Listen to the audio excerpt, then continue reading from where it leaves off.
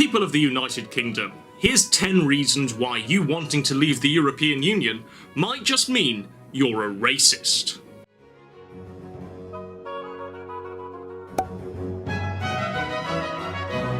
So apparently giving 500 people a passport to the UK without enacting some sort of quality control is amazing. Really?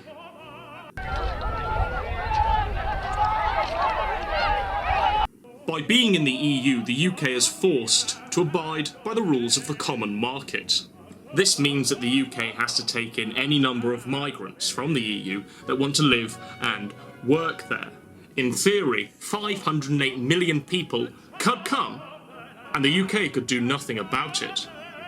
Last year, 270,000 migrants from the EU came to live in the UK.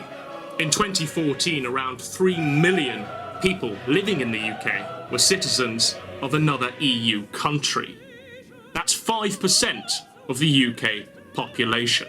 I mean, are you kidding me?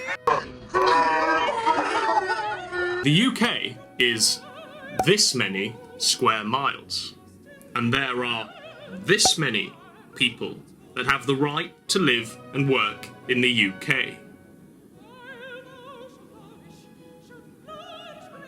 That's approximately 5,400 people per 1 square mile. Where's all the space? I mean, sure, not all 508 million people are going to want to live in the UK, but even half of that, a quarter of that, an eighth of that, and we'll all be living in tax-subsidised communal blocks where the 60 person per square metre population is vetted by an EU Diversity Council. And then what will happen to my fact time? So what's this? What is this? You tell me. What is this? What is this? Every year the UK pays the EU 12.9 billion just to be a member. And what happens when one of the EU member states collapses economically? Well, they have to be bailed out. With money. Whose money? You guessed it, the UK's. The UK has provided at least 6.5 billion for 2 EU bailouts. 3 billion for Ireland and 3.5 billion for Portugal. And the only reason we're in a strong position now is because we kept our own currency, the pound. Had we not have done that, we'd have been Greece.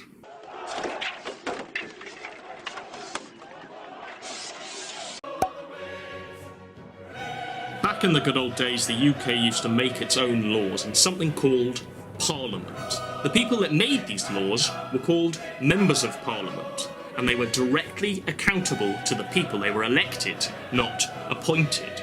The thing with the EU is that their officials, their highest lawmakers, are appointed, not elected.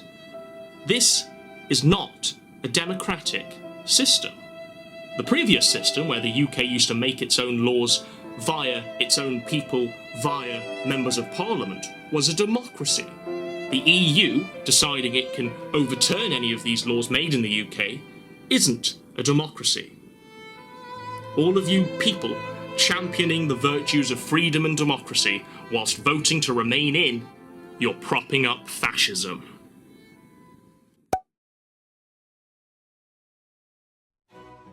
You know, despite all that's been said, I think we should stay in the European Union. I think we should stay in and try and make it work. Make it work so that we can all live in one United States of Europe, with one big economy, one big homogenised culture, and one big army.